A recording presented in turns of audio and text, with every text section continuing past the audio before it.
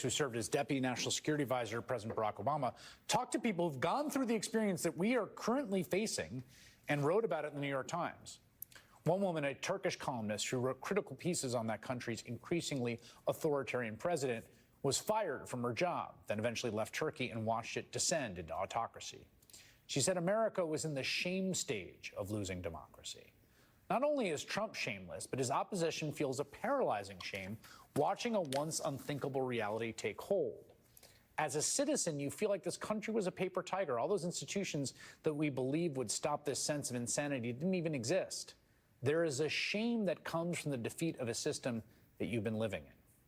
Joining me now is Ben Rhodes, whose piece is not all depressing, in fact, the opposite, but outlines a way for Democrats to stop Trump and save America. Ben, I love this column, and that quote haunted me. I mean, it gave words to something that I haven't been able to put words to. And I want to be clear, I don't think we're defeated. In fact, I think we're going to win. So I want to be clear about that. But there is really something to that sort of sense of disbelief and shame that things that should be holding up aren't holding up in ways you expected. That's right, Chris. I mean, the number one thing that I heard from different people that I spoke to around the world was this incredulity. Why aren't you protesting? Why are you all self-censoring? Why are the institutions capitulating? Because this is the window to do something about it. You know, if we wait a year or 2 years, if we count on an election, we don't know what damage could be done in the interim. And if you don't break that sense of paralysis, if you don't shake off that sense of shame, you might miss the window to mobilize to do something about it. Now, it makes sense entirely what she was saying there, which is that people just feel like, you know what, all these institutions don't work. They all failed. The stories that we told ourselves about the democracy we lived in, those stories turned out not to be true, because those stories would suggest that this could never happen. You could never have Donald Trump, rampaging through the system, Elon Musk, the richest man in the world, an oligarch, essentially dismantling the U.S. government, and on and on and on. But we can't just kind of sit paralyzed and watch this. We have to kind of get out now and do something about it. Yeah, I should say that we're getting reports tonight from Denver where Bernie Sanders and Alexandria Ocasio-Cortez have been doing this sort of rallies. They have 34,000 people there is the tally that's coming from the spokesperson for Bernie Sanders, which she said was the biggest crowd he's ever seen. And he's not running for anything. I mean, I think the positive to me is that there is a genuine building energy and thirst. How important is that? What do you think is the key here in this crucial period now? That is really important. It's a sign of what people want. And I think what is so important, right, the Democrats or people who don't like Trump, often we kind of sit there and we kind of wait for people in Washington to figure out some formula, some messaging that will work, or some press conference or legislative maneuver that will work, or they're going to have a press conference in front of an agency that's been shut down. We can't wait for other people to save us, particularly people in Washington. I think the Democratic Party needs to regenerate as a movement out in the country, like Bernie Sanders and AOC are doing right now. That's where there needs to be energy. Don't protest at an agency shuttered in Washington. Protest at a veterans clinic that's been shut down out in the country. Get out and do town halls in places where Republicans are scared to do them. Go out and find the next generation of leaders who are people that are standing up in communities around this country. Find people who are not typical politicians, so this doesn't feel like some consultant manufactured resistance. It feels like something organic. There has to be this kind of bottom-up energy. And because not only will that regenerate the Democratic Party and lift a new generation of people that can lead the Democratic Party, it's also going to be the thing that puts pressure on the only people that might put a check on Trump in the next 2 years, which are the Republicans in Congress. We've learned that the only thing they care about is their jobs. They're so scared of Donald Trump and a primary that they're unwilling to stand up to him. Well, if those people are seeing thousands of people turning out or thousands of people protesting in their districts, that applies pressure where it counts, out in the districts and states that matter to these people. And so I think we really have to internalize the message, as Bernie and AOC are showing, get out in the country, get out of Washington. We're not going to win the battles in Washington. We have no power there. We have no gavels there. Get out in communities. Yeah, and this point about pressure is so key. There's so much pressure being put on one side, Musk and Trump. You need pressure on the other side, peaceful democratic pressure, right? The pressure of civil society, of citizens organized, right, and being vocal. This quote was interesting, too, from a Slovenian activist who said, when you want to fight them, you have to build huge coalitions around one particular topic when they are attacking something that really matters to people. This approach will not stop all the harm Trump is doing or the danger he poses, but if you can get a win on one issue, it punctures a sense of invincibility and inevitability that strongman relies on. They are about to move towards this very treacherous territory, which is a huge tax cut for billionaires and cuts to Medicaid and maybe Medicare and Social Security, closing down Social Security offices. That does seem the strongest terrain politically right now. That's right. And, you can't have one argument about democracy and institutions and norms in Washington, and then some separate argument with a bunch of kind of consultant language about healthcare and Social Security. What she was saying to me is pick an issue and build a movement around that issue out in the country. And she suggested healthcare. She's like, I'm looking at this from the outside, and I'm like, if they're going to take away Medicaid, if they're going to shut down veterans clinics, that is something that matters in people's lives, and it is connected to what's happening to our democracy. It's happening because there's an oligarch dismantling the agencies that people rely on, and a party that wants to give tax cuts to their supporters who are rich people at the expense of ordinary people. Well, build around that. Build a movement in the country. And by the way, you don't have to just do it on one thing. Build a series of movements, a movement on Social Security, a movement on healthcare, a movement on housing, a movement on free speech, and let those all build and converge in the elections that we're going to have in November and next year as well. And look, the example she gave in Slovenia is she started a movement on just clean water. They were going to try to privatize the water in Slovenia. By starting a movement, she was able to bring in not just the kind of progressives that didn't like the MAGA light person who was running Slovenia at the time. She was able to find people that were what we would think of as right-wing people or conservative people who just didn't like the idea of not having clean water. That same coalition was used to oust that autocrat in the next election there. And the point is that if we start a movement on issues that people can agree on, even if they don't agree on everything else, and this is something Chris Murphy told me, the Democrats try to have a task, you have to agree with us on 12 out of 12 issues. No, if someone is willing to agree with us on this one thing, use that to bring them into the tent. And you have a much better chance of converting them into a Democratic voter come election time. Yeah, I mean, to me right now, the issue is like, anyone who's like, I don't like this, you're in. That's it. Yeah. Do you like, I don't like this. I don't like this is basically the threshold for this in this movement. And there's a lot of people, I mean, literally tens of millions for whom that's the case. Ben Rhodes, great column. Thank you. Thanks.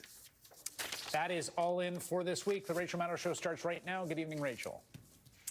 Chris, based on the imperative of your last book, of your current book that's out right now, do you no longer carry your phone onto your TV studio set with you? Oh, I wish that were the case, but no. I know you're trying to keep your attention focused and not divided. I was texting you like pep talk stuff right before your show tonight.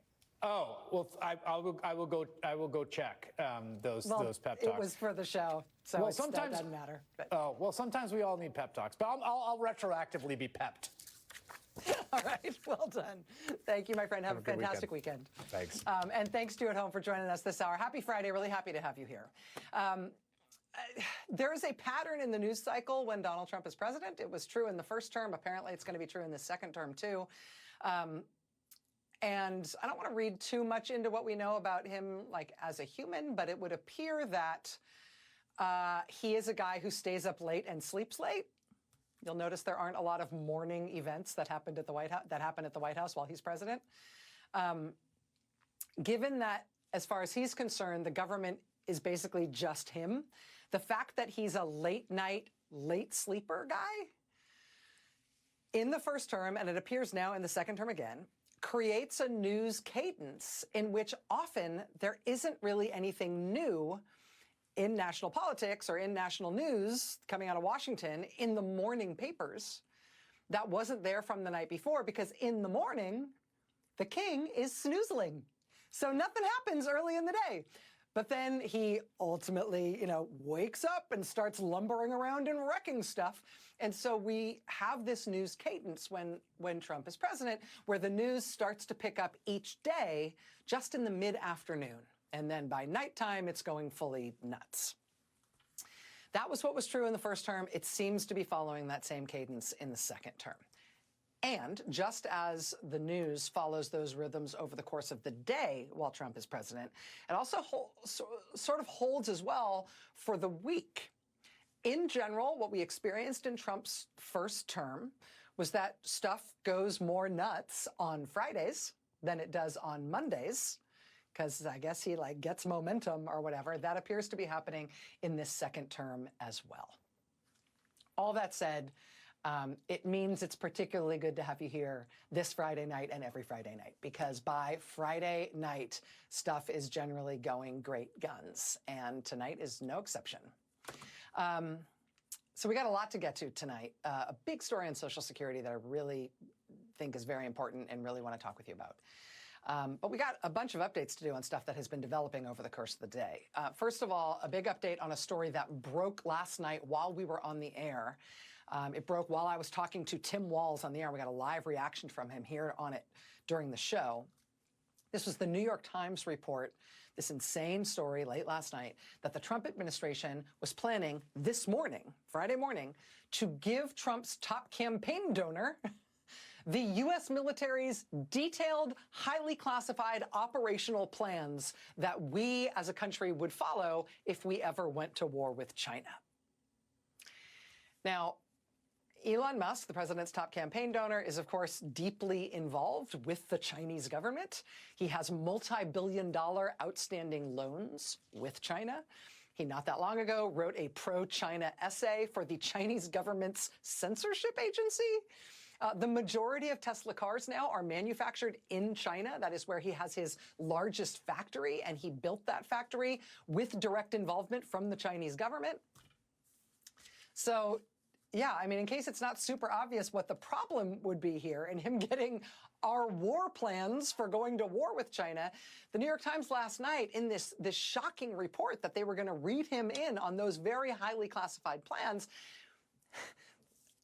they kind of spelled it out in even more simple terms than you might expect from a regular newspaper on a regular story. They spelled it out basically in crayon.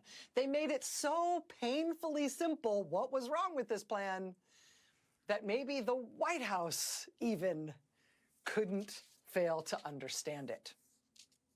This is what the Times said, quote, "It was unclear what the impetus was for providing Mr. Musk such a sensitive briefing. He is not in the military chain of command, nor is he an official advisor to Trump on military matters involving China.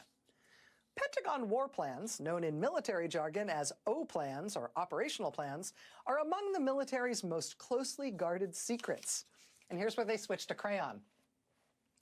If a foreign country was to learn how the U.S. planned to fight a war against them, that country could reinforce its defenses and address its weaknesses, making U.S. war plans far less likely to succeed against that foreign adversary. If you have a war plan with a foreign country, don't show that plan to the foreign country just in case you ever have to go to war with them, because it'll mean your war plan won't work. Get it?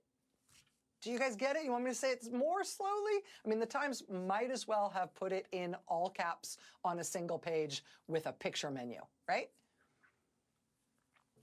Elon Musk is arguably more thoroughly and uncritically in bed with the Chinese government than any other business person who calls him or herself an American.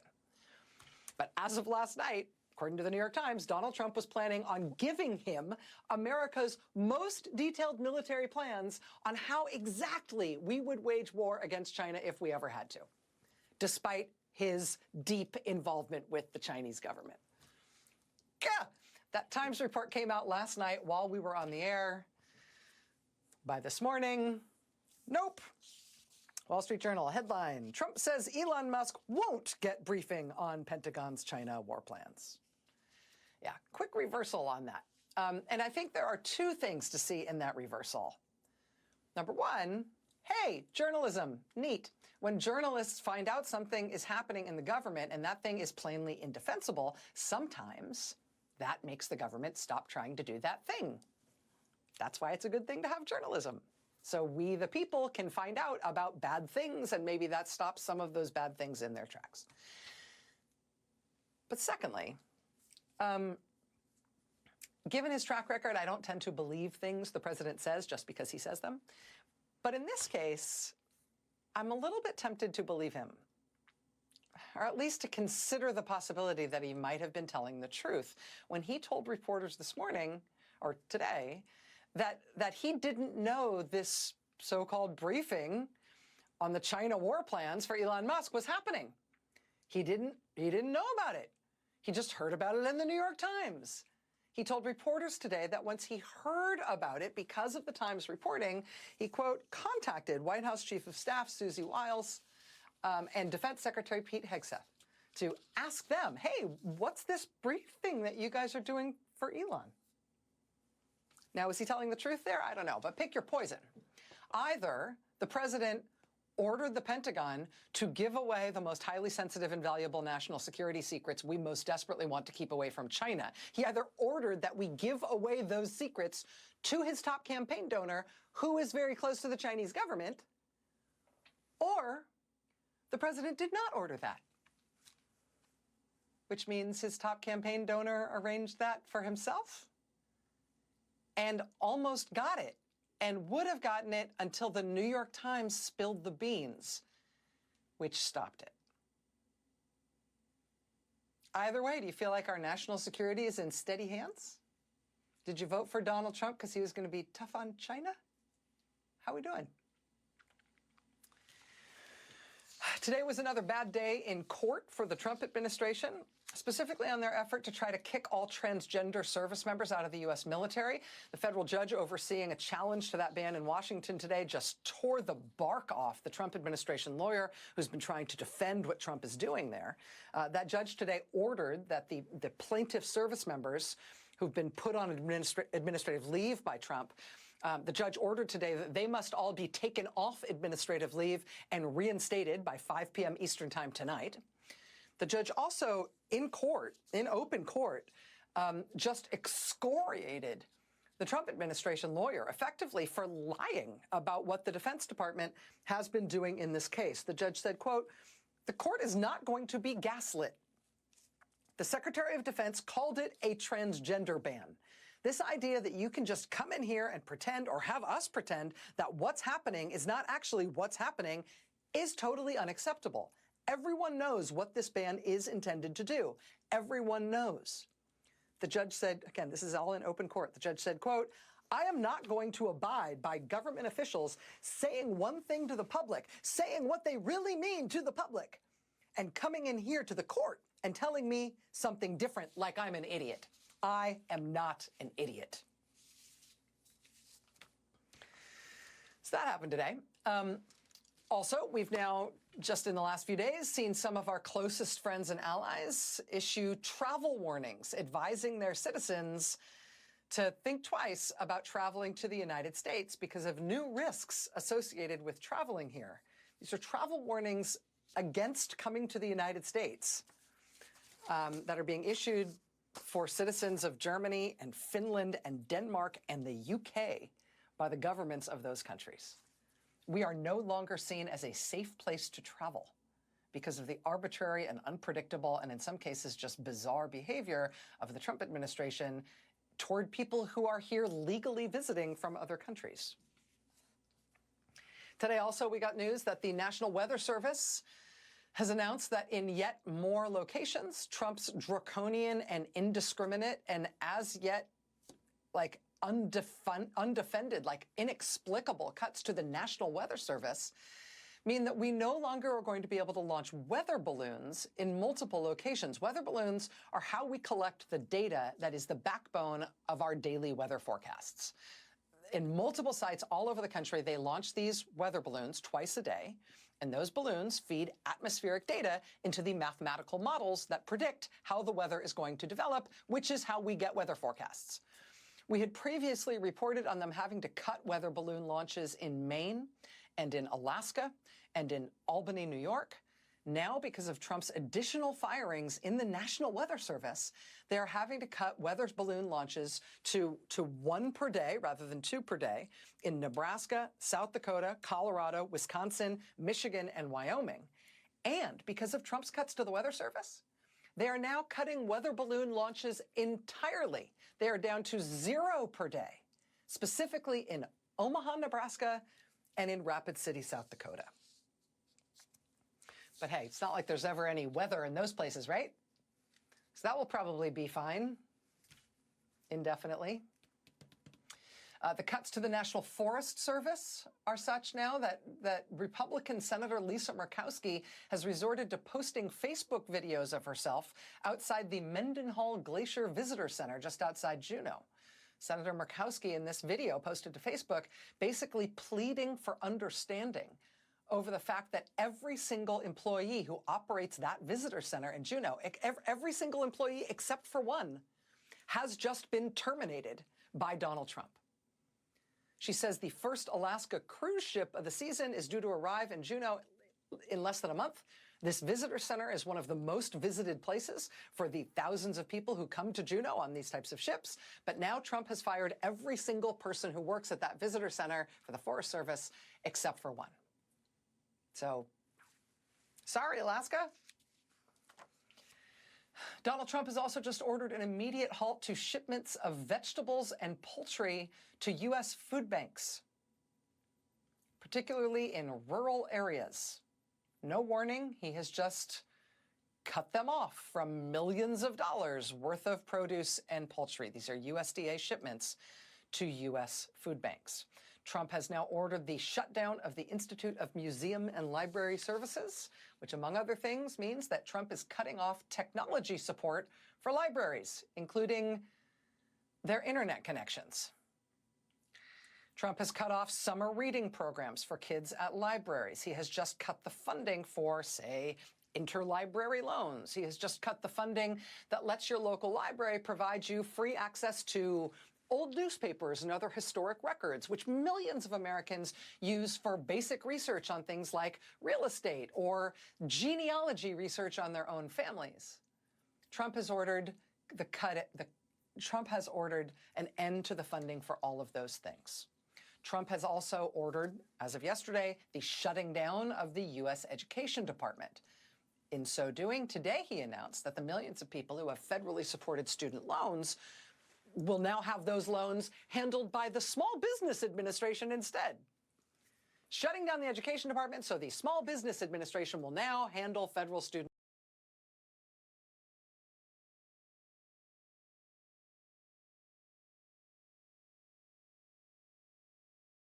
Big news today, which I mentioned, just almost unbelievable news about what Trump is doing to Social Security and what his administration thinks that will do to people who get Social Security benefits. We've got that coming up for you tonight. You are definitely going to want to see it. It involves a Trump cabinet official on tape saying something that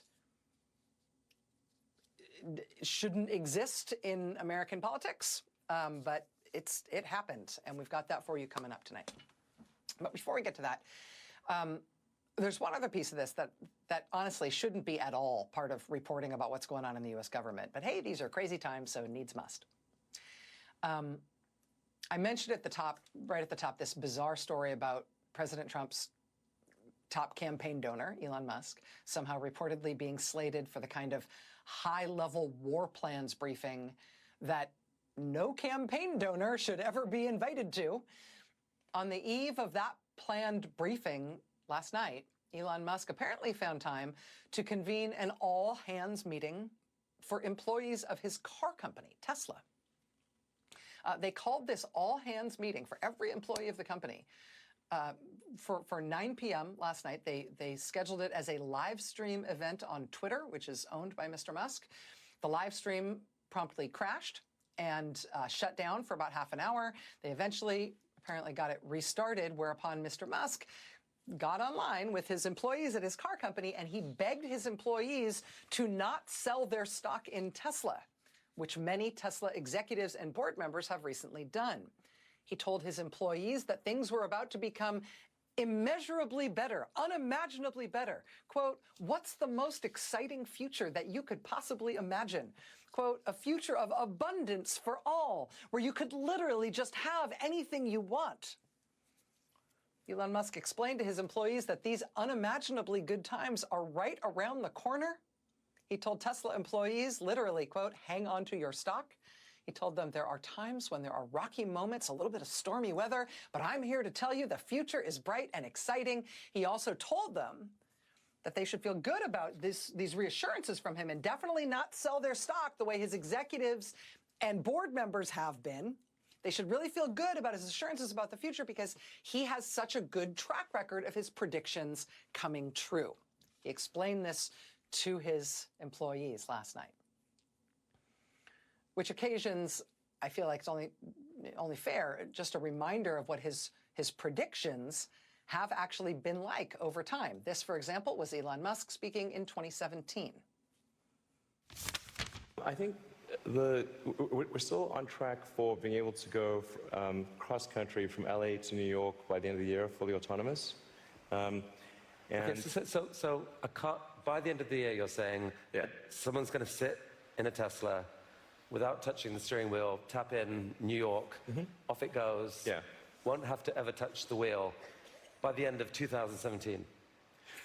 Yeah, essentially November or December of this year, we should be able to go from, all the way from a parking lot in California to a parking lot in New York, no controls touched at any point during the entire journey. Amazing. Imagine if you were in the audience of that event, looking back now in 2025 and realizing that you might have been one of the people who applauded that. Did you buy stock too?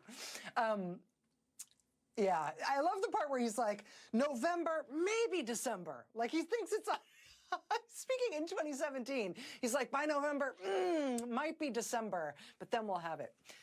This was him the following year in 2018 saying, yeah, actually rescheduled. Now it's going to happen by 2019. I think probably by end of next year, self-driving will encompass essentially all modes of driving and be at least 100 to 200% safer than a person by the end of next year. We're talking like maybe 18 months from now. So that was him in 2019 saying, no. That was him saying it would all be done by 2019. This was him in 2019 saying, no, maybe it'll be done by 2020. But by then, it's not going to be your own car. By then, it's going to be taxis. The taxis are going to be driving themselves by 2020. I feel very confident predicting autonomous robo-taxis for Tesla next year. Autonomous robo-taxis for Tesla next year by 2020. Luckily, by the time none of these things came to pass, when he said they would come to pass, none of us cared because as of then, meaning as of now, we're all living on Mars. I think if things go according to plan, we should be able to launch people probably in 2024 with arrival in 2025. Again, like, he's just doing the math right there. You see him squint. We're gonna be, how long will it take to? 2024, we're gonna be shooting people off to Mars, and they'll get there by 2025. Confident.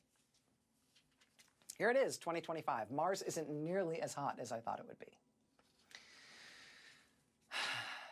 These are the kinds of predictions that he has used to stoke the hype around himself and his companies year after year after year after year. It's a running joke, right? His predictions.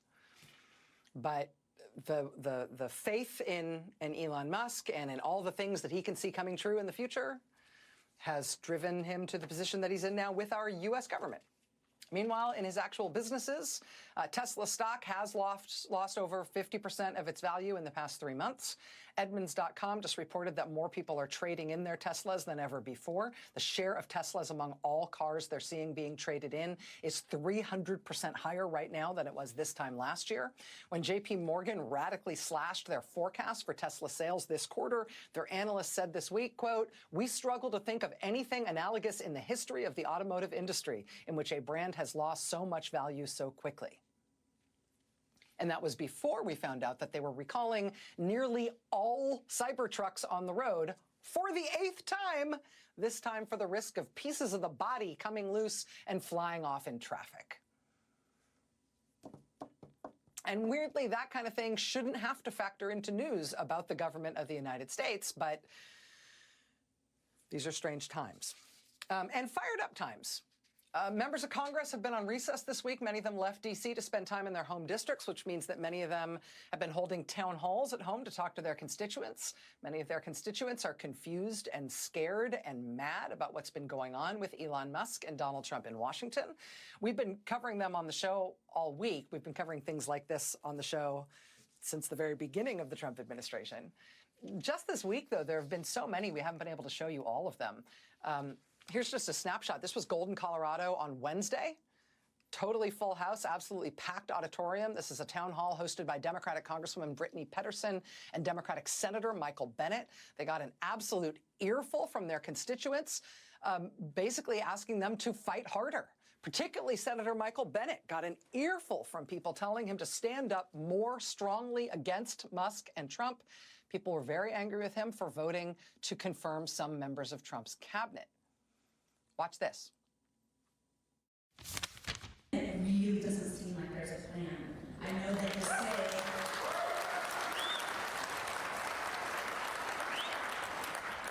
you say, that we are the founders and we are the leaders, but come on, I feel like you're talking pretty.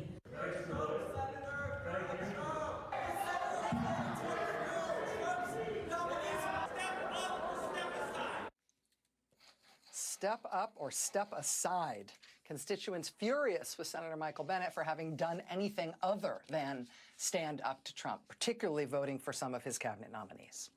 This was Poughkeepsie, New York, Wednesday this week. A full house, around 800 people showing up to Democratic Congressman Pat Ryan's town hall. Look at that room. Another full room in Frederick, Maryland this week to hear from Democratic members of Congress Jamie Raskin and April McClain Delaney. So many people showed up in Frederick, Maryland, they had to turn people away because there wasn't enough room and they didn't have an overflow set up. In Concord, California last night, Democratic Congressman Mark DeSaulnier spoke to a packed crowd inside a high school gym. You know, and it's not just Democrats holding town halls, and it's not just Democrats showing up to them. Here's some local news coverage from Salt Lake City, Utah last night from a town hall held by two Republican members of Congress, Congresswoman Celeste Malloy and Congressman Mike Kennedy. Watch. Applauded for being there, but both representatives taking on an angry and boisterous crowd. Main concerns were around the cuts from Doge and a powerful executive branch. Those concerns even shared by Republicans. It's careening 100 miles an hour into an authoritarian wall right now, and I'm actually feeling fear for our country for the first time. I'm a registered Republican. I've been my whole life. I am just distressed by the flaunting of the rule of law. I'm distressed by concerns now that the judiciary may not be listened to and honored. Again, those are Republicans there, including the one saying it's careening 100 miles an hour into an authoritarian wall. This was Dowagic, I think that's how you say it, Dowagic, Michigan last night, which ended up kind of like a game of Where's Waldo? Hey! Where's Waldo? One by one, speakers addressed an empty chair reserved for Congressman Tim Walberg. Tim represents us. Yes. Whether you voted for him or not, understand that. He represents the entire 5th district. The congressman was invited to the town hall meeting, but declined. Walberg chose to remain in Washington. Had he been here, he'd receive an earful. Had he been here, he would have received an earful. There was another no-show in Fairbanks, Alaska this week, voters inviting their Republican Senator Dan Sullivan to a town hall when he didn't accept their invitation. Nearly 200 Alaskans showed up anyway. They actually needed that overflow room. Again, this is for a town hall where the senator was not in attendance. They addressed their questions to his cardboard cutout, which they propped up at the front of the room. This was Nevada City, California, a cardboard cutout of Republican Congressman Kevin Kiley. You might remember earlier this week, he held a town hall on the phone. That's all he's been willing to do. His constituents practically melted the phone lines. More than 25,000 people called in. But look at this. Even after that, more than 700 people showed up to this last night to talk to the cardboard version of their congressman. More than 700 people, even though Congressman Kiley was not there in person, which his constituents are not going to let him forget. You saw signs like this. Look at this sign. Kevin Kiley is ghosting us. We see right through you. We had to blur this a little bit because the cute little ghost is making a rude gesture. You can imagine. I didn't even know they had fingers. In Hermantown, Minnesota this weekend, they tried a different tactic. Instead of holding one of their empty chair town halls, instead of trying to get their congressman to go to them, they went to him. Republican Congressman Pete Stauber's constituents in Michigan showing up outside his office in the cold to protest. Another large protest was held outside of Congressman Pete Stauber's Hermantown office today. It's the fourth in just the past month. Protesters are calling on the Republican to address what's happening in Washington in regards to Doge's sweeping cuts to federal agencies. They argue Elon Musk, who is not an elected leader, has made many drastic changes with impacts to the Northland. The protesters say they've reached out to their lawmaker but have received silence in return. The congressman has been traveling in the Northland the past few days. You see in these photos making stops in Bemidji and Grand Rapids. Ever since January 20th, when President Trump was elected, and then when he installed Doge, I think that there's been a lot of attacks, especially on the federal workforce, and people are upset, and they're afraid, they're angry.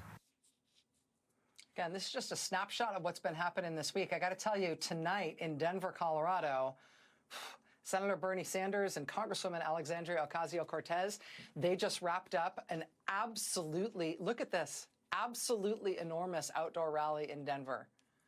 Look at this. This is tonight in Denver, Colorado. More than 34,000 people turning out in Denver Civic Center Park. That's the largest, but events large and small, protesting what's going on with Trump and trying to encourage Democrats to stand up against him. It's been going on all over the country this week, especially with members of Congress home for recess. It would take me all night to show you everything. Been trying to do at least some of it every night. Lucky for you, though, there's going to be a big focus tonight on the last word right after this hour here on MSNBC about the pushback we're seeing with protests in town halls. The great Ali Velshi is in tonight on the last word. He's going to be talking with Democratic Congressman Ro Khanna, who's been hosting town halls in Republican-held districts all across California. They're going to have a big focus on this tonight at 10 p.m. Eastern. You're going to want to stick around for that. We got lots more to get to tonight. Stay with us. Guaranteed political death. Well, we are now witnessing the strongest test we've ever had of that aphorism as Donald Trump grabs that third rail firmly and unmistakably. Trump has announced plans to fire thousands of people who work at the Social Security Administration, more than 12% of its staff. He has released plans to shut down dozens of local Social Security offices across the country. Simultaneously, Trump is also making changes that will force millions more people to have to go to Social Security offices in person rather than dealing with the agency over the phone as they can now. That means millions more elderly people and people with disabilities will be forced to somehow make their way physically to a Social Security office in person if they can find one, because they're closing lots of offices, because they will need to get help in person from a Social Security staffer, provided they can find one who hasn't been fired. The Trump administration also wants to give Elon Musk's group of Doge staffers access to Social Security's database of incredibly sensitive personal information. As we covered here on the show last night, for now, a judge has blocked Doge from getting that information. Today, Trump's acting director of Social Security responded to that ruling by throwing a tantrum and saying if that ruling stands, he will shut down the Social Security Administration altogether. And you don't have to be among the 70+ million Americans who currently receive Social Security to be mad about any of that, right? Making grandma wait in new lines is not nice, right? Making people like check themselves out of the hospital or the nursing home to somehow make their way to a faraway office that hasn't been shut to wait for hours to do something they used to be able to do on the phone. It's not nice, right? Pitching a fit and saying you'll just shut down the whole administration is not nice. It ought to be obvious, right? Nobody needs to spell that out for you. Unless you're Donald Trump's Commerce Secretary. I don't know if you saw this today. I feel like in any other moment, this would have been wallpaper all over the American media. But this statement today from Donald Trump's Commerce Secretary about what Trump is doing to Social Security, this tape is such a political disaster. I feel like I almost have to close my eyes because I can't bear to watch it. Just, here you go. Check it out. Let's say Social Security didn't send out their checks this month. My mother-in-law, who's 94, she wouldn't call and complain. She just wouldn't. She'd think something got messed up, and she'll get it next month. Yeah. A fraudster always makes the loudest noise, screaming, yelling, and complaining. Howard Lutnick, Wall Street titan, Trump cabinet member, saying that his mother-in-law wouldn't call and complain. She'd just wait until next month, see if her check came then. Anybody complaining about not getting a check is obviously a criminal. How does that comport with what you understand of the reality of getting a Social Security check? And who in your life you know gets a Social Security check? Mr. Lutnick went on to say that anybody like Elon Musk, who had been inside a payment system like PayPal, quote, knows the easiest way to find the fraudster is to stop payments and listen, because whoever screams is the one stealing. This is not like a random podcaster dude. This is cabinet official in the Trump administration while they are devastating Social Security. Yeah, maybe it gets easier if you hear it again. Here's one more time. Let's say Social Security didn't send out their checks this month. My mother-in-law, who's 94, she wouldn't call and complain. She just wouldn't. She'd think something got messed up, and she'll get it next month. Yeah. A fraudster always makes the loudest noise, screaming, yelling, and complaining. And if all the guys who did PayPal, like Elon knows this by heart, right? Anybody who's been in the payment system and the process system knows the easiest way to find the fraudster is to stop payments and listen. Yeah. Because whoever screams is the one stealing. He's talking about Social Security checks to elderly and disabled people. Stop the payments and listen. Whoever screams, that's the one stealing.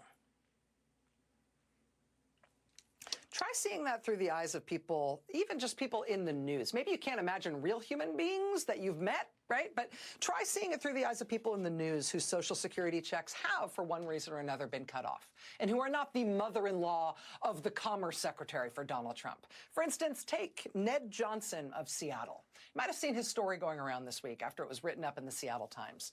Ned Johnson was very mistakenly declared deceased by the Social Security Administration. It was just a mistake. He is not dead. There's the headline of the Seattle Times. Here's a, quote, dead person on Social Security in Seattle with plenty to say.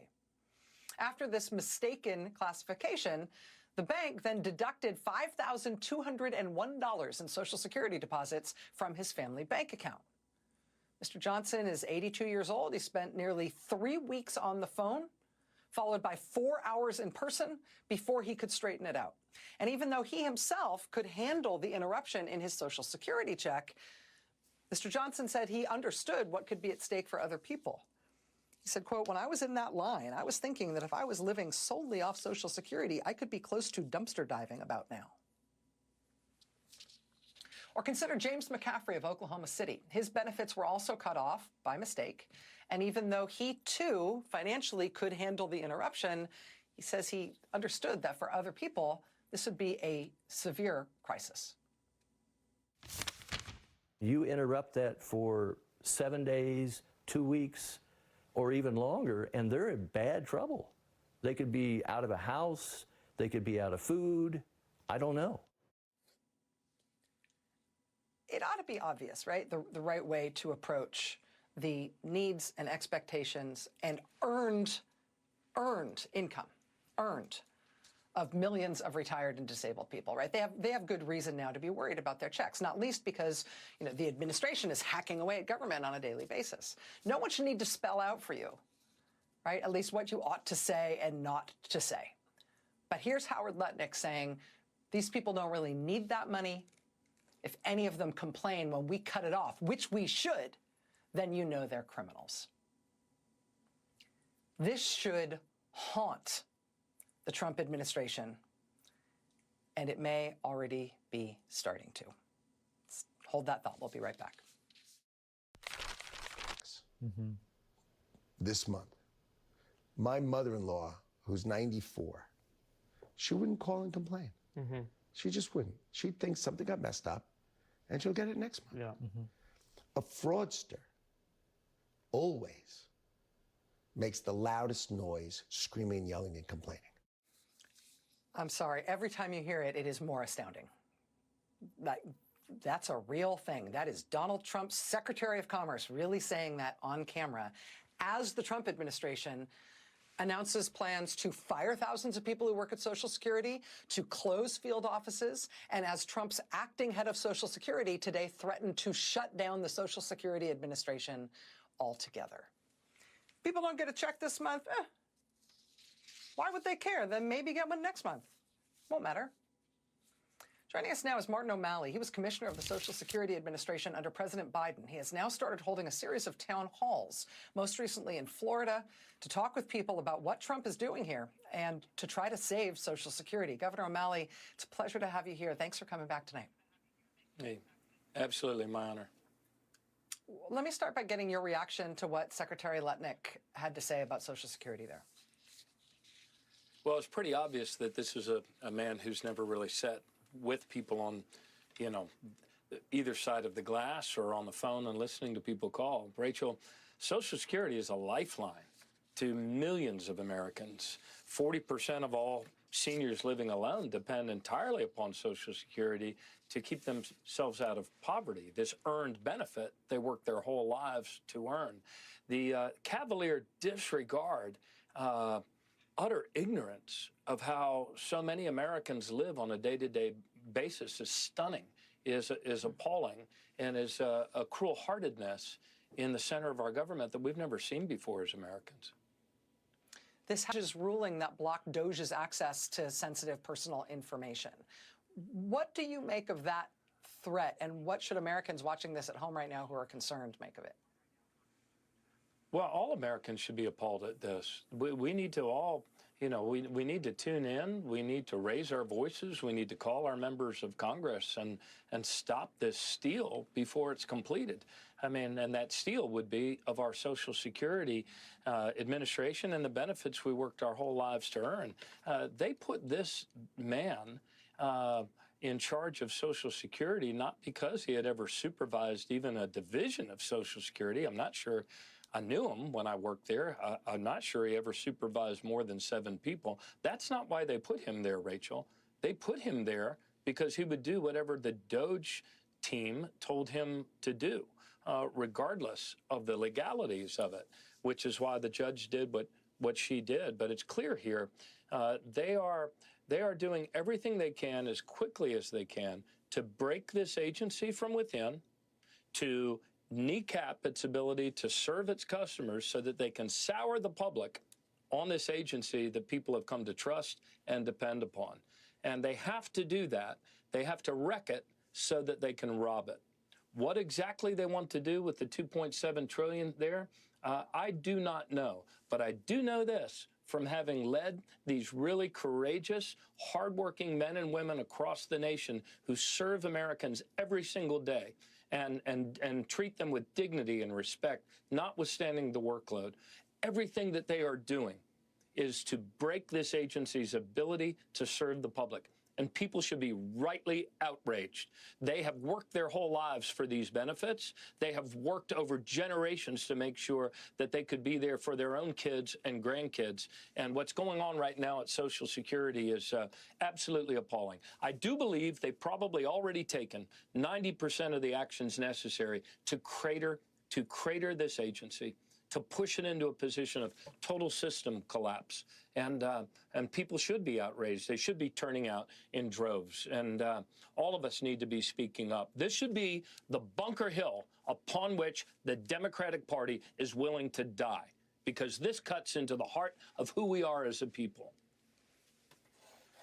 Martin O'Malley, former Maryland governor, former commissioner of the Social Security Administration under President Biden. Thank you for your time tonight, sir. I appreciate it. Thank you. We'll be right back. From the government, one of the few groups or attorneys that have confirmation that our client is indeed in El Salvador.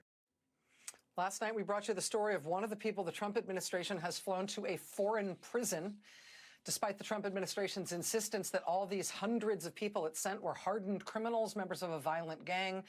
Last night, immigration attorney Lindsay Kozlowski told us that her client, Andre, a gay makeup artist with no criminal record and no gang affiliation, was among those who were deported. Ms. Kozlowski told us last night that she hasn't heard from her client in days. She has no way to get in touch with them. They don't know where their legal case goes from here because the Trump administration is claiming it has the right to take anyone it has decided to take and deport them to another country where they will be locked up indefinitely with no recourse to the courts. They're claiming the courts don't even have the right to ask them about who they are deporting or why or where or how. They even reportedly believe they have the right to enter anyone's home without a warrant as long as they say they are looking for a gang member. Tonight, we got this harrowing look at what it was like when these men arrived in El Salvador last weekend from a photojournalist named Philip Holzinger in Time magazine. He said, quote, "The intake began with slaps. One young man sobbed when a guard pushed him to the floor. He said, 'I'm not a gang member. I'm gay. I'm a barber.' Inside the intake room, other prisoners descended on the men with electric shavers, stripping heads of hair with haste. The guy who claimed to be a barber began to whimper, holding his hands in prayer as his hair fell. He was slapped. The man asked for his mother, then buried his face in his chained hands and cried as he was slapped again."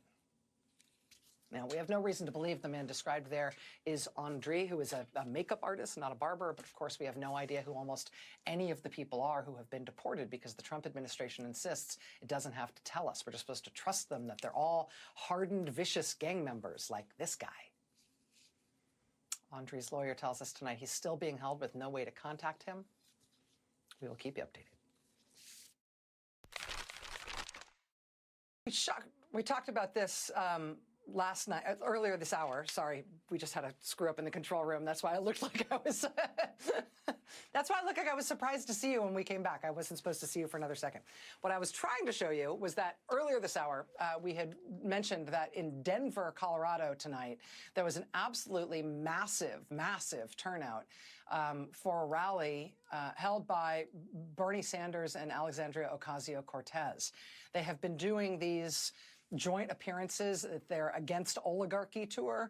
And in Denver tonight, they think they knew they were going to get a pretty large crowd, but I'm not sure that anybody knew they were going to get more than 30,000 people.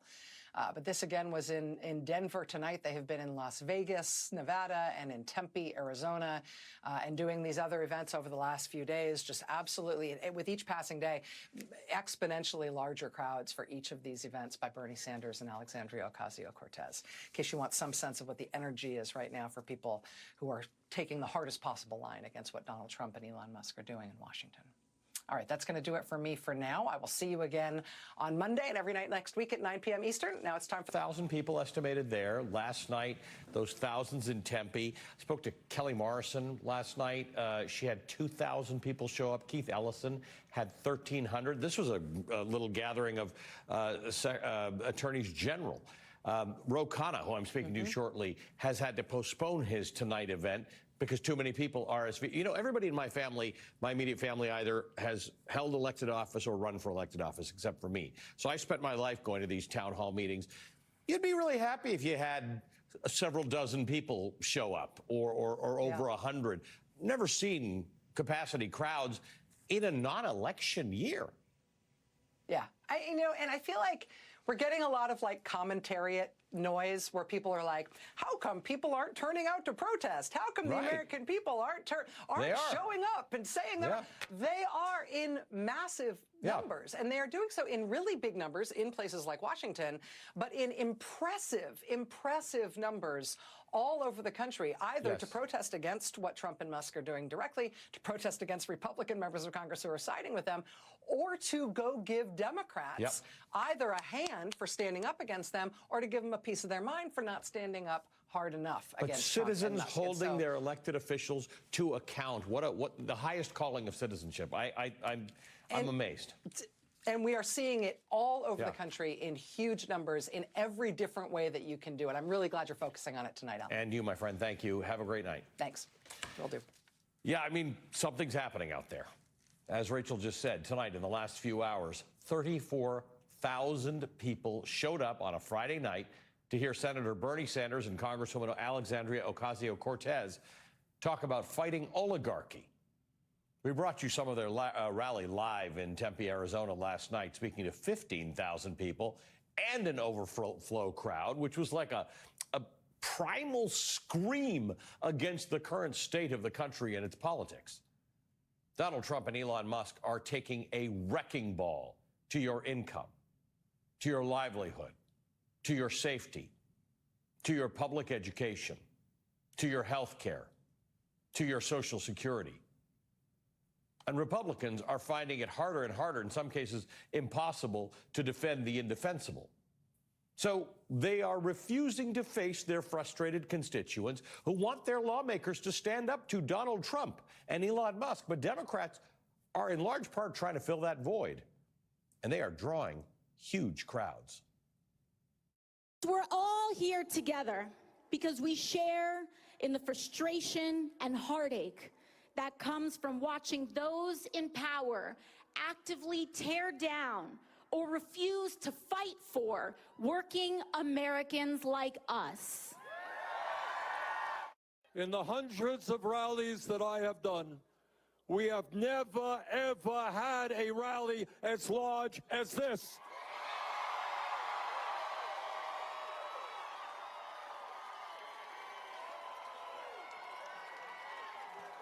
And Denver,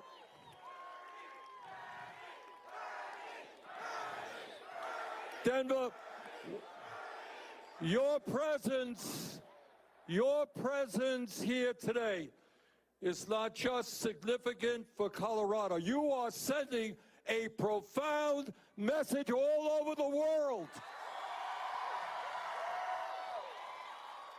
The whole world is watching. And they want to know if the people of America are going to stand up to Trumpism, oligarchy. Hey, Mr. Trump, people fought and died to create a democratic society. You're not going to take it away from us.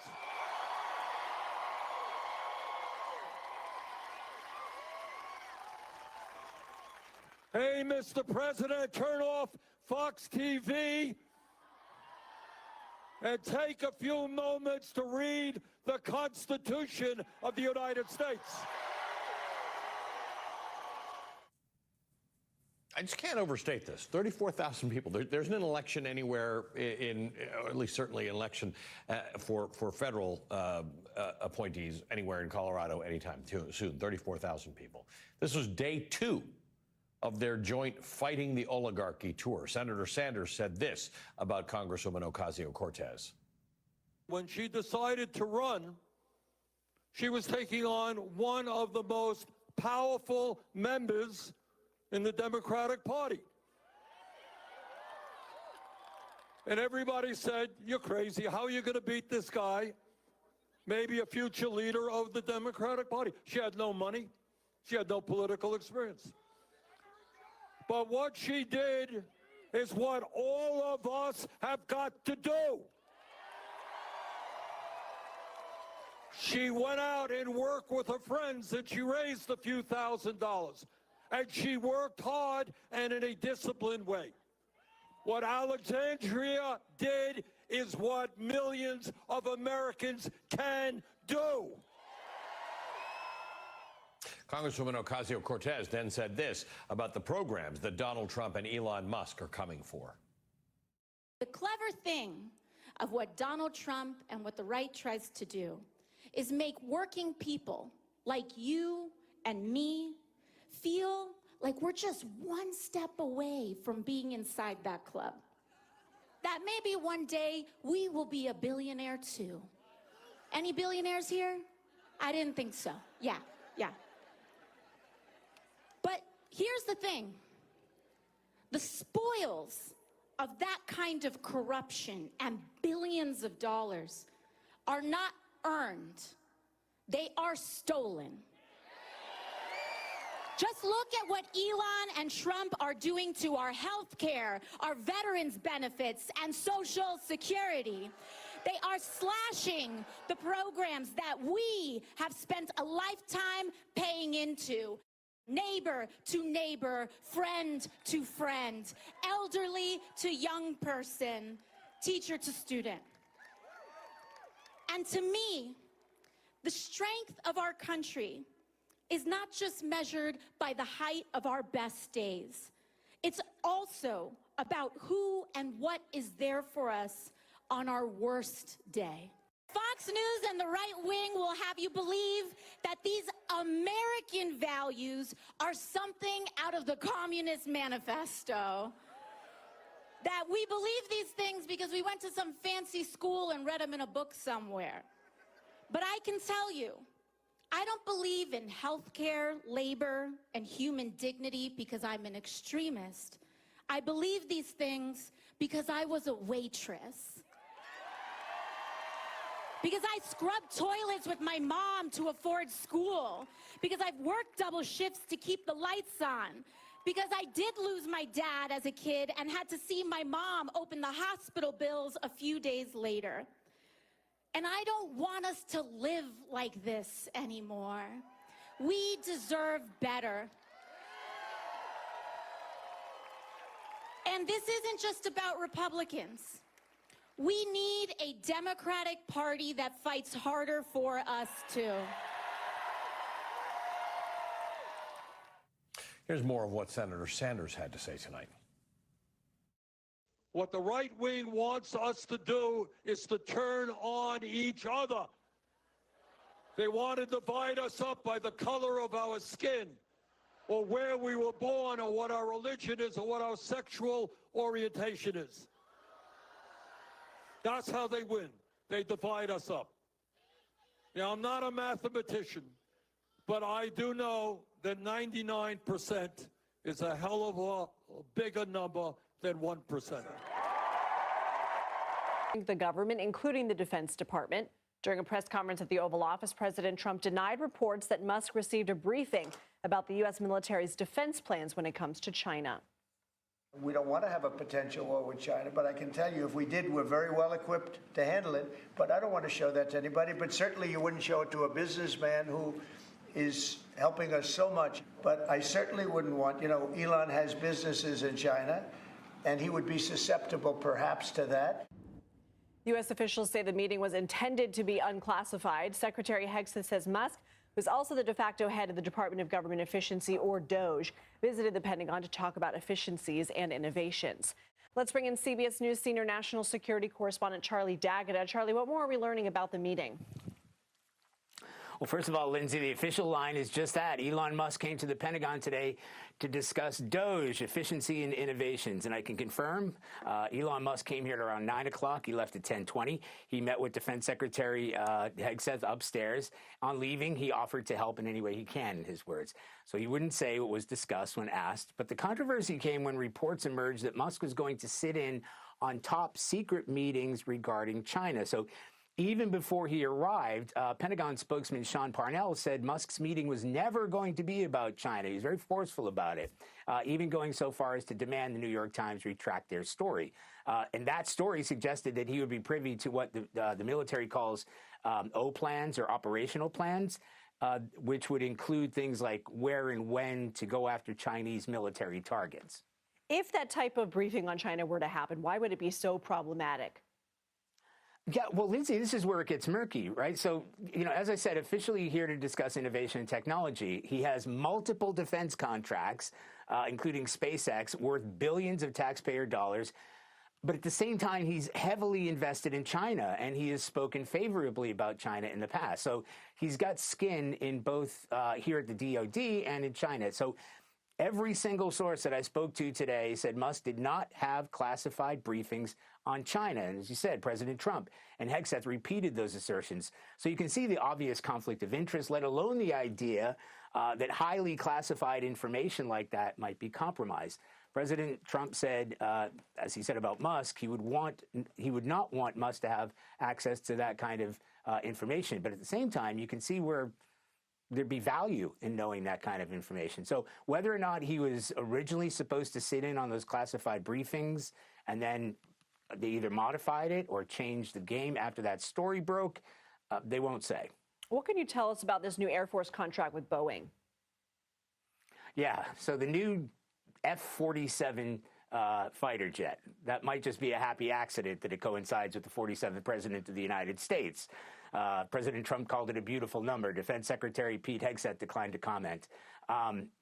Obviously, it's top secret, so I can't get into, well, I haven't even been given the classification on it, but it's been touted as the most advanced, most capable, most lethal aircraft ever built. The Air Force says, and this is kind of important, so it's built to adapt is the way they describe it. So it's stealth, long-range capabilities. It's an advancement of the F-22 fighter jet. It's been called a generational step forward, and it is. I mean, it's been almost a generation since the last fighter jet was introduced. But it has air-to-air combat capabilities. It's been developed for the past 5 years. It was put on pause by the Biden administration in terms of revaluation and cost and relevance. The Air Force and Boeing have promised that F-47 will fly during President Trump's administration. So the first phase is going to be integrating, testing all aspects of it. There'll be a small number of aircraft that will be built for evaluation, according to Air Force officials I spoke to. Ultimately, big price tag. It's going to cost about $20 billion, each aircraft costing roughly $300 million once production is up and running. We just got the information just a few minutes ago. So there's already been the USS Gravely that's been deployed to the Gulf of Mexico, what the president calls Gulf of America. It's unique in that they don't traditionally deploy destroyers. The Coast Guard usually keeps an eye on that area. What we have now is the USS Spruance. And interestingly, the USS Spruance is another Arleigh Burke-class destroyer, similar to the Gravely. It's deployed out of San Diego. That's its home port. And as part of its deployment, it will be patrolling and policing the border not far from San Diego. Charlie is staying in this hemisphere. And the Navy has sent the Gravely to the Gulf to bolster security at the southern U.S. border. Mike Gooding spoke to U.S. Fleet Forces Command's top admiral about the mission. The Norfolk-based guided missile destroyer USS Gravely shipped out Saturday as part of the Defense Department's response to President Donald Trump's national emergency executive order calling for securing the southern border. According to a release, the deployment will be in support of U.S. Northern Command's mission to restore territorial integrity at the U.S. southern border. Our forces, obviously, we want to protect the flanks coming into the United States from the maritime and make sure that's robust. U.S. Fleet Forces Command Admiral Daryl Caudill said Monday that the Gravely will bring much proficiency. These ships are trained in boarding and seizure, search and seizure operations, so that could be part of this. Just leveraging that exquisite capability down there gives a great maritime domain awareness. So it's going to add much to the actual view of the area that ship can bring to bear. So much of the things we train the ship to do for high-end fight, they can bring all that capability to bear in these bodies of water too. Caudill said Navy experts could help with ordnance disposal, intelligence. Sending a mushroom cloud into the sky some 400 miles inside Russian territory, but Moscow has hit back with massive airstrikes on 2 cities, and both sides are blaming. Ukraine has hit a major ammunition depot, sending a mushroom cloud into the sky some 400 miles inside Russian territory, but Moscow has hit back with massive airstrikes on 2 cities, and both sides are blaming each other for a fire on a gas metering station in Sudzha in Kursk Oblast.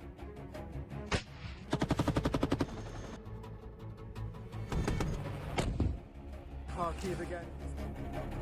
My name is Jerome Starkey. I'm the defence editor at The Sun newspaper, and this is Frontline, your weekly roundup of the most important news from the war in Ukraine. It's been a busy week on and off the battlefield. We're going to start with what's been happening in the war, the hot war.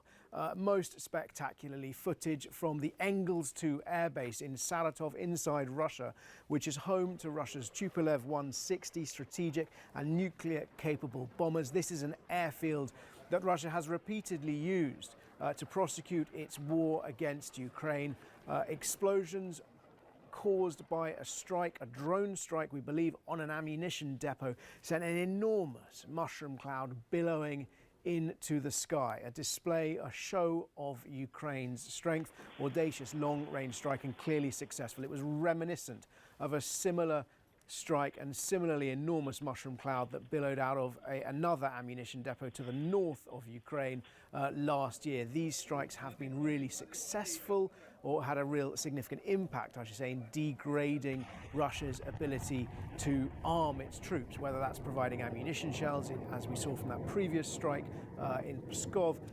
This one, we're not sure yet exactly what the ammunition was. It was on an airbase. Of course, it may have been munitions for the aircraft base there. It may have been munitions stored there for other weapons used closer in to the front line. But Russia has hit back. I mean, Russia said, by the way, that there were 130 drones fired that night when Engels was hit, some 54 in the area of Saratov. That same evening, there were 30 explosions heard in Kropyvnytsky in central Ukraine, that is to the west of Dnipro, major city. Huge explosions, some people describing that as carpet bombing. And then just the night after that, we saw massive strikes triggering blazes across Odessa. The hot war is the second phase of the ceasefire. But that Israeli hostage demand was not part of the overall ceasefire deal agreed to in mid-January, brokered by the Biden administration. So tonight, Gaza is again on fire. William Brangham starts our coverage. In Gaza today, a desperate father races to save his child. Another, distraught to find his lying in a hospital morgue. And another, forced to say his final goodbye lying on a crowded street. The NewsHour was at the Al-Shifa hospital, where inconsolable families struggled to make sense of what happened last night. Mohammed Al-Kahut, whose brother was killed, raged at the Israeli attack. How is this an end to a war? You have dead people all around. This is injustice. In Khan Yunis, Fida Hamdan on the left woke this morning to find her whole family had died. I was asleep, sleeping with my children. I woke up to find my husband and children dead. Oh, Arabs, wake up. Shame on you. May God punish you, Benjamin Netanyahu. I actually saw some injuries last night that I've never seen in my life. The NewsHour spoke to Dr. Feroz Sidwa, who's volunteering with Med Global at Nasser Hospital in West Gaza.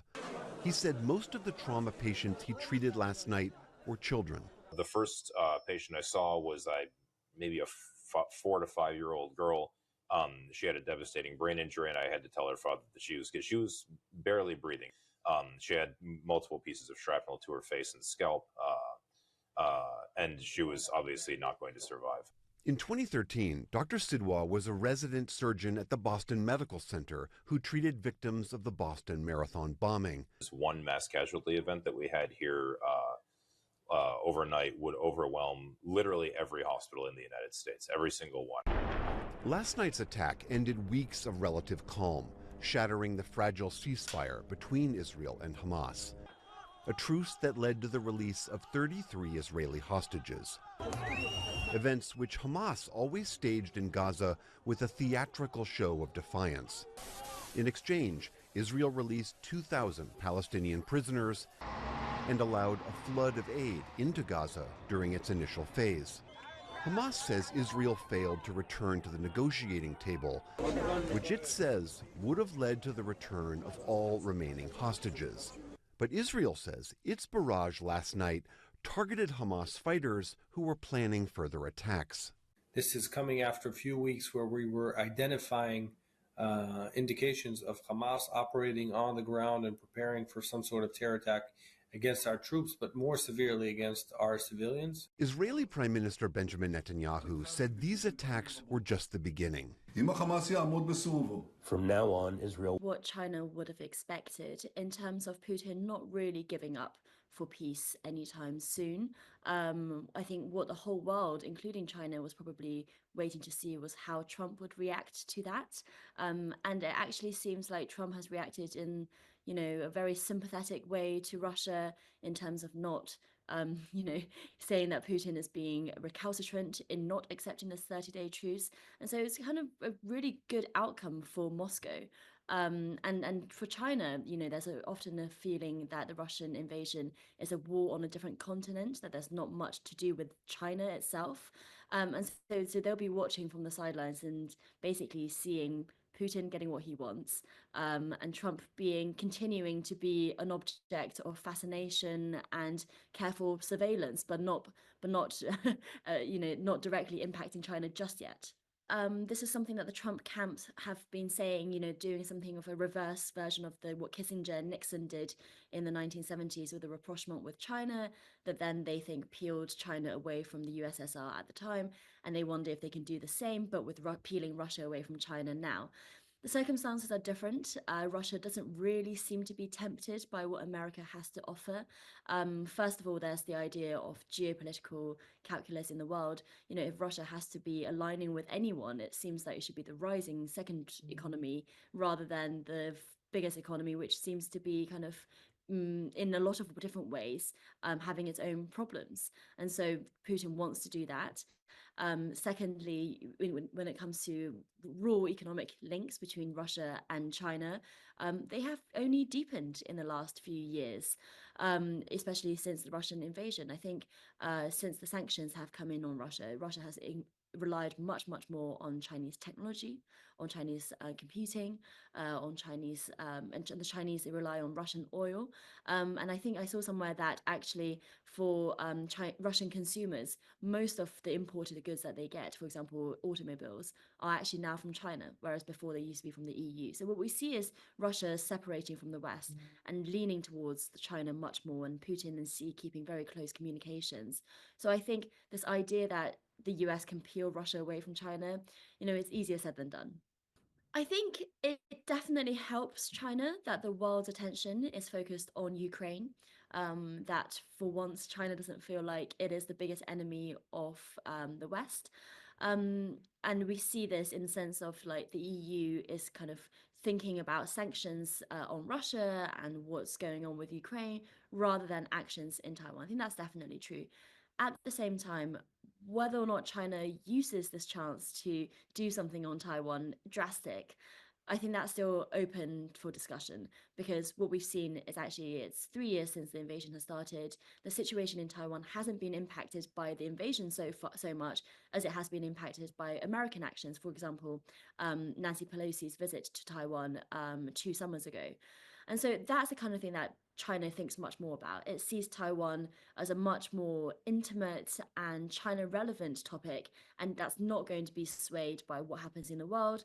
There are a lot of different other calculuses that go on when it comes to what China wants to do with Taiwan. For example, whether or not it can invade Taiwan quickly if it does want to do that.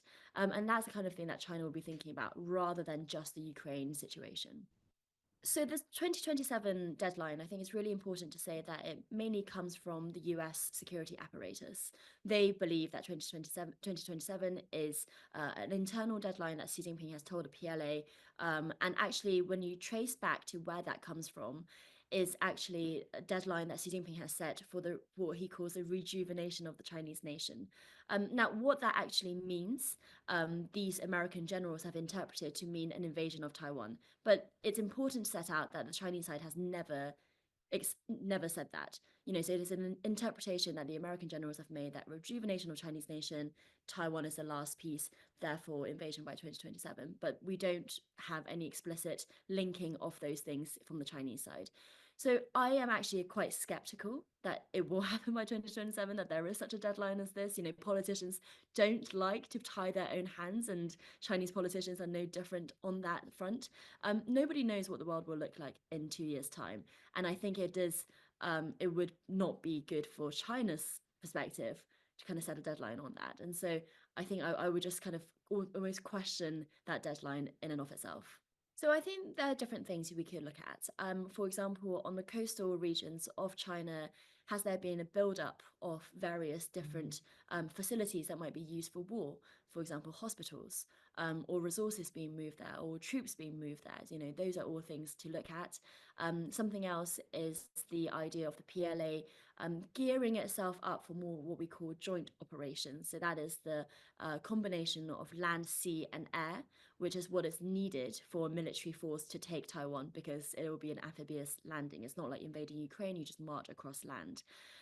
That gives it a certain higher level of difficulty, one that some commentators say that China is not there yet with its PLA. And it's very hard for us to know on the outside how far along it has managed to achieve that. But what we can say is that in the last couple of years, Xi has been targeting PLA corruption at a very high level. Rocket generals have disappeared. Even very senior officials on the Central Military Commission, which is basically the organizations that control the military, have been sanctioned, investigated for corruption. What does that tell us? Is that a sign of Xi putting more scrutiny on the PLA and getting it ready for war footing? Or is that a sign that the PLA is so far from a war footing that these senior officials are still being ousted like this? As ever with Chinese topics, it's very hard to look at from the outside because the CCP deliberately makes the system such a black box and doesn't want people to know. But, you know, so we on the outside we're reduced to reading tea leaves. But so actions within the PLA is something else that I would look at before an invasion of Taiwan as well. Across the Taiwan Strait, a significant proportion of the world's trade flows through those naval maritime routes. We have some of the world's largest economies dependent on the stability of the region, not just China, but also Japan, South Korea, as well as Russia and Southeast Asian nations as well. So it could really be a trigger for a third world war if that really does happen. And I think, you know, if you think about Ukraine and Russia being very big nations, but actually in a grand scale of things, the Russian economy is about the size of a Chinese province. I think China has not had much practice in being a diplomatic power broker so far. It doesn't really tend to do that, you know, in the way that America goes out and leads negotiations between different countries. China just doesn't really bother with that kind of stuff. It has a very kind of pragmatic view on these things as well. What's in it for me? If there's nothing obvious in it for me, why should I expend energy on it? So to the extent that the Ukraine-Russian invasion war is happening, China a couple of years ago did put forward a peace proposal, but that was roundly criticized by Europeans as basically being one-sided towards Russia, because what it said was that the ceasefire should happen along the lines of the war at the time, which, you know, would have seen Russia having taken large parts of the territory of Ukraine already anyway. Now, of course, we're under this situation now where the American administration is saying that that's what the ceasefire looks like anyway. So I think it feels like to China, there's not much that they can do on that front. There's not much that they need to do on that front. So going back to initially our first answer, which is just that China's sitting back and seeing how can I make the most out of this situation now with expending the least possible resources. I never comment on that. I don't comment on anything because I don't want to ever put myself in that position. And if I said it, I certainly wouldn't be saying it to you. I'd be saying it to other people. Trump's whole idea of international relations, as you know, is very pragmatic. He thinks that America should be out to be America first and to be America only. And so is there any interest in America defending Taiwan? He sees it similarly to Ukraine, I think. You know, what is in it for America to defend these countries from foreign aggressors? He doesn't understand the value of international alliances by themselves. So he has previously already said in the past that they should see themselves as an insurance company, that America should see itself as an insurance company for Taiwan. If Taiwan makes it worth their while, they will defend it. If not, then they won't. And so that is a real big question now at the moment, how far a Trump presidency would go to defend Taiwan if an invasion happens. But, you know, as I say, I'm skeptical that an invasion will happen in the survival guides, nuclear bunkers, and implementing conscription to survive a possible invasion by Russia. The continent is rearming as it fears Vladimir Putin is only years away from a war to push NATO out of Eastern Europe and rebuild the Russian Empire. The EU believes Russia could attack at some point around 2030 if it is successful in Ukraine, and the Commission has said the bloc must prepare for a large-scale war with Moscow. Countries are preparing their citizens for a brutal fight, with calls for Britain to join the European nations already conscripting their people into growing armies. Civilians are also being prepared on how to deal with surviving an invasion. France is the latest country set to issue an invasion survival how-to guide for its citizens. The 20-page booklet will give advice to French civilians on how to defend the Republic by signing up to reserve units or local defence efforts. The 20-page booklet will give advice to French civilians on how to defend the Republic by signing up to reserve units or local defence efforts if the worst was to happen. It will also have tips on how to create a survival kit, with essentials including 6 litres of water, canned food, batteries and basic medical supplies. Earlier this week, Macron revealed that French fighter jets equipped with a new generation of hypersonic nuclear missiles are now stationed on the border with allied Germany. The Germans sit under the protection of the Gallic nuclear umbrella, something which Poland now also wants. Warsaw is looking at getting nuclear weapon protection from either Paris or Washington DC and is set to implement conscription for all men. Norwegian officials are also preparing for mass evacuation drills for its citizens in some of its most northern towns. The country, which shares a 121-mile border with Russia in the Arctic, is hosting a NATO exercise next year and wants civilians to also take part. Locals will have to flee westward or south into Finland in order to escape the imaginary advancing Russian troops. Local Mayor Toralf Heimdall said, quote, "We cannot have a single Norwegian on the wrong side of the occupation line." Nordic citizens have already been provided with terrifying war survival guides. In November, pamphlets landed in Swedish homes eerily titled "If Crisis or War Comes," as other Nordic nations have also issued their own chilling advice. Neighbouring Finland has published its advice online and urged civilians to prepare for incidents and crises. Norwegians have received a pamphlet urging residents to know how to manage on their own for a week in the event of extreme weather or war. In summer, Denmark's Emergency Management Agency put out a warning to Danish adults detailing the water, food and medicine necessary to get through 3 days of crisis. Sweden and Finland recently gave up neutrality to join NATO after witnessing the atrocities had unleashed in Ukraine since 2022. Germany's World War III preparation plans have already been revealed in a 1,000-page secret document dubbed Operation Deutschland. According to the Frankfurter Allgemeine, the top secret papers reveal specific buildings and infrastructure facilities that need specific protection in an emergency for military reasons. The government is also drawing up a list of bunkers that could provide shelter to civilians. The Interior Ministry announced underground train stations, car parks, state buildings and private property could all be harnessed for protection. Berlin is also reportedly prepared to move 200,000 vehicles as well as 800,000 NATO troops across its land if the situation with Russia turned to all-out war. In the last couple of weeks, the EU has started a colossal spending plan to rebuild its armies and support Ukraine. The bloc is set to spend as much as €800 billion, which is about £500 billion, on defence as it prepares for its long-term defence.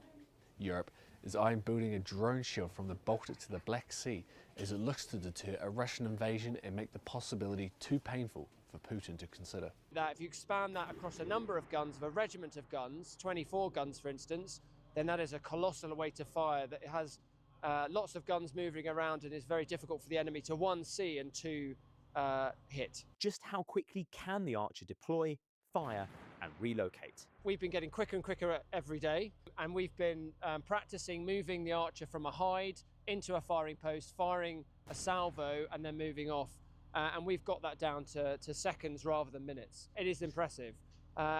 It's been very easy to maneuver on this terrain. In fact, it's been outpacing some of our tracked vehicles that support it.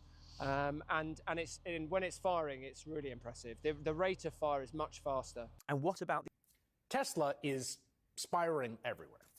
The company just announced a recall of all of its Cybertrucks to repair body panels that won't stay on. That recall also tipped reporters off to how many Cybertrucks the secretive company has actually ever sold, which is less than 50,000.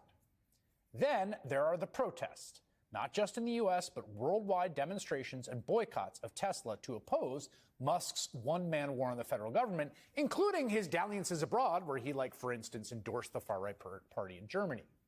Competitors are now encouraging Tesla owners to trade in their cars, and owners are doing that at a record pace. Tesla had accounted for a majority of Musk's wealth until this week, but now its stock has plummeted, over 40% of its value gone in the last 2 months, 40%. In an all-hands meeting this week, Musk, back at Tesla, begged employees to, quote, hang on to your stock. But get this, okay? In the past 3 months, top officials in Tesla, people at the top of the company, they have sold more than 745,000 shares in the company. In that same period, they have bought 0 shares of the company they work for. Not even a shameless Tesla sales pitch by the American president on the White House lawn can goose Musk's sales numbers. I love Tesla. You gotta come down to White House Tesla Auto Mall. This is really amazing.